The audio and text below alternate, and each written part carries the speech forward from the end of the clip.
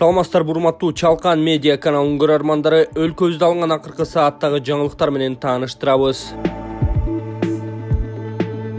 УКМК жаш жоокерлер аскердик ант беришти. 2022-жылдын 29 октябрында Кыргызстандын Улуттук коопсуздук мамлекеттик комитетинин 64-479 аскер бөлүгүндө күзгү чакырылыштагы жаштардын толуктоосунун аскердик ант берүү аземи болуп өттү. Иш-чарага УКМК башчысы генерал-лейтенант Камчыбек Ташиев 64-479 аскер бөлүгүнүн өздүк курамы, жоокерлердин энелер комитетинин төрайымы Уулкан Байгубатова, УКМКнын ардагерлери, ошондой эле ата-энелер катышкан. Ачылыш аземинде УКМК төрагасы Камчыбек Ташиев жаш жоокерлерге ак ниет кызматты, кынтыксыз, тартиптүү жана бардык билимди жогорку деңгээлде өздөштүрүүсүн каалады. Ошондой эле аскерге милдеттүүлөрдүн аскердик милдетин өтөп, аскердик билимди өздөштүрүүсүнө бардык шарттар түзүлүп жатканын белгилеген. Орозайым Нарматова 20-декабрга чейин камакка алынды. Коомдук активист Орозайым Нарматова 20-декабрга чейин камакта калды. Бул тууралуу Бишкектин 1-май райондук сотунан билдиришти. Соттун токтомуна ылайык ал жаза аткаруу кызматынын номер 21 мекемесине киргизилген. Нарматова дагы буга чейин жапырт кармалган кыргызстандыктар сыяктуу массалык башаламандык уюштурууга даярданган деп шектелген айтылууда.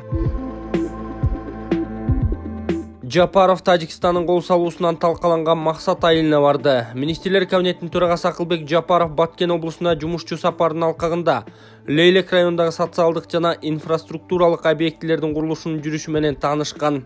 Ал Тажикстан тараптан куралдуу агрессиясынын кесепетинде жабыркаган Максат айылындагы милиция бөлүмүнүн жана фельдшердик акушердик пунктту көрүп чыккан.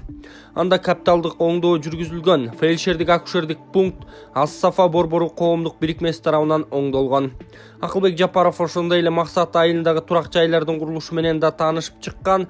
Ага учурда курулуп жаткан үйлөрдүн долбоорлору көрсөтүлгөн. Президент айыл өкмөт башчыларын жана жергиликтүү жааматты куттуктады. Мамлекет башчысы Садыр Жапаров бүгүн 30 октябрда жергиликтүү өз алдынча башкаруу органдарынын өкүлдөрү менен жергиликтүү жаамат мүчөлөрүнүн кесиптик майрамы менен куттуктаган. Президент жергиликтүү өз алдынча башкаруу органдары мамлекеттик башкаруунун ажырагыс бөлүгү экенин белгилеп, жерлердеги маанилүү социалдык экономикалык, маданий өзгөрүүлөр аталган адамдардын катышуусу менен болуп жатканын кошумчалаган. Сиздердин күнү түнү тыным албаган эмгегиңиздер элибиздин бакупат турмушта жашоосуна багытталары жалпыга жакшы маалым. Жергиликтүү өз алдынча башкаруу реформасы көп баскычтуу процесс жана бүгүнкү күндө ал улантылууда. Аймактарда социалдык экономикалык жактан өнүктүрүүдө бирдиктүү мамлекеттик саясатты ишке ашыруу үчүн шарттарды түзүү максатында тиешелүү мыйзамдар кабыл алынган. Анын алкагында жергиликтүү өз алдынча башкаруу жаатындагы ченемдик укуктук базаны өркүндөтүү, каржылык өз алдынчалыкты жана кадрдык потенциалды бекемдөө боюнча иштер жүрүп жатат. Ошондой эле муниципалдык кадрлар резерви түзүлүп, ага сынактык негизде билимдүү, келечектүү кесипкөй адистер тандалып алынууда, деген Жапаров. Эң соңунда президент кесип ээлерине чын ден соолук, бакубат жашоо тилеп, эл турмушун жакшыртууга багытталган ишин үзүрүн көрүүнү каалаган. Кыргыз Республикасынын Жогорку Кеңешинин депутаты Максатбек Сарбагышев 2022-жылдын 28 октябрындагы Жогорку Кеңештин ынтымак, ишеним жана элдик парламенттик фракцияларынын жыйынында Кыргыз Республикасынын 2023-жылга республикалык бюджети жана 2024-2025 жылдарга пландык мезгили жөнүндө Кыргыз Республикасынын мыйзамынын долбоорун кароодо Кыргыз Республикасынын Министрлер кабинетинин төрагасынын 1-орун басары Касымалиев жетектеген мамлекеттик органдарга эл өкүлү бир катар суроолорду узаткан. Экинчи ушул эле бороки бюджеттен каралып аткан, биз азыр элдерди кыдырып, жер-жеринде кыдырып жүрөбүз.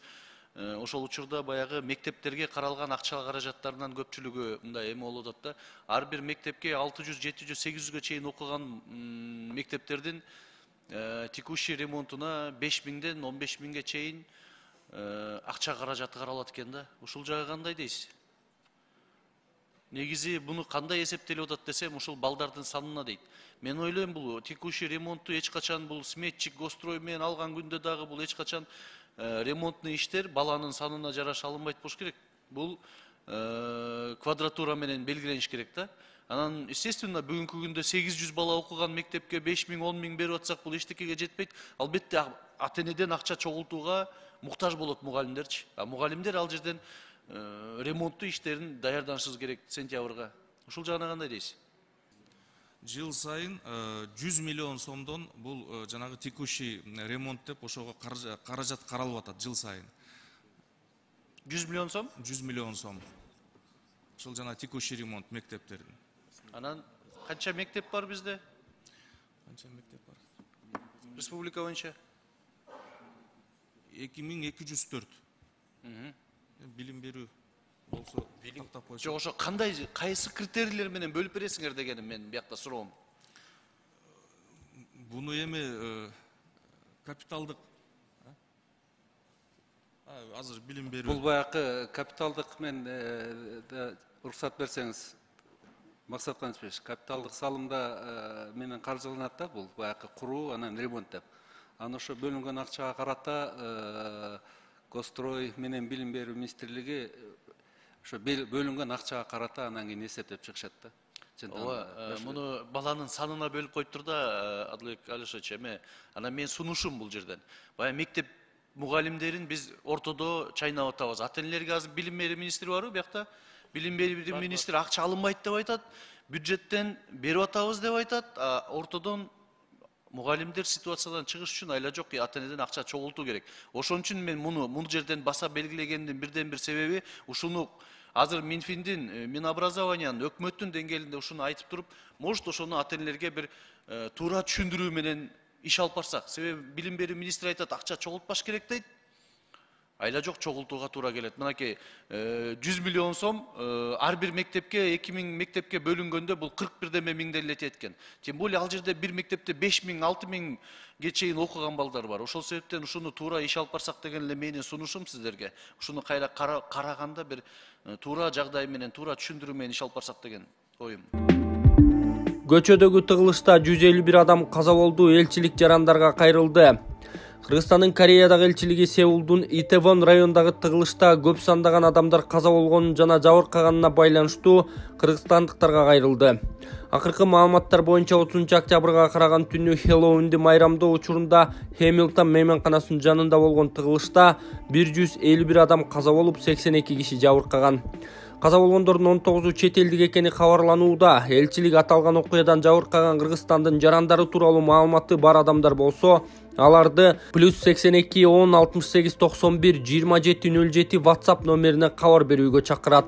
Ошондой эле элчилик Кореядагы кыргыз жарандарынын эл көп топтолгон жерлерге барбоону сунуштайт жана Итевон районундагы өзгөчө ырдаалга байланыштуу жардамга муктаж болгон жарандарды элчиликтин консулдук бөлүмүнө 010 68 91 27 07 номери аркылуу кайрылуусун суранат. Ассаламу алейкум, кыргыз элим. Биз ушул Ислам каржы кооперативине 50% акча тапшырганбыз. Ошо 2 ай арасында ушул дафтал отурабыз 106. Ислам каржы кооперативине чоң рахмат. Ошо силер да келип алсаңар болот, ишеничтүү.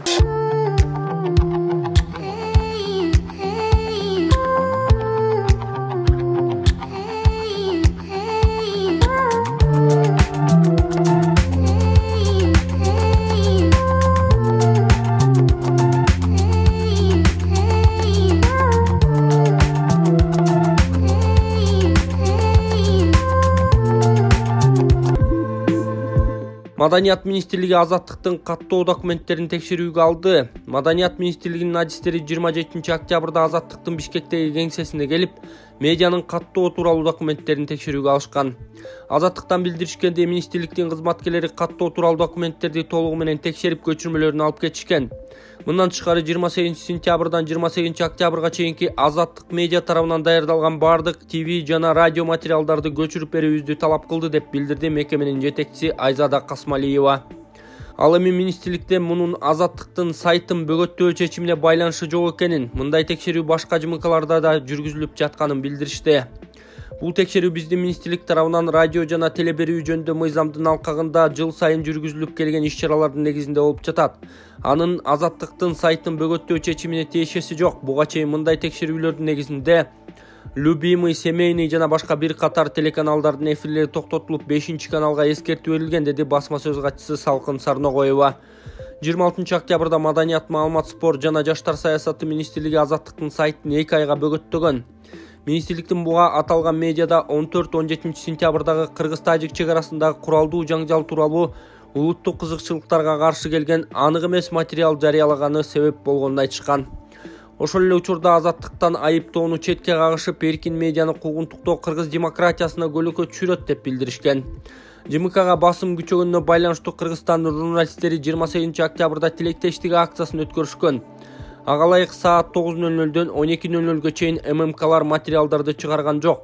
Мындан сырткары бир күн бою мамлекеттик органдардын пресс-релиздерин жарыялоодон баш тартышкан. Ошондой эле Кыргызстандагы көз карандысыз ЖМКлардын редакторлору жана негиздөөчүлөрү акыркы убакта сөз эркиндигине жана массалык маалымат каражаттарына басым күчөгөнүн белгилеп, президент Садыр Жапаровго кайрылышкан. Алар өлкө башчысына анын басма сөз кызматысыз жолугушуу өткөрүүнү сунуштап, бир катар талаптарды коюшкан.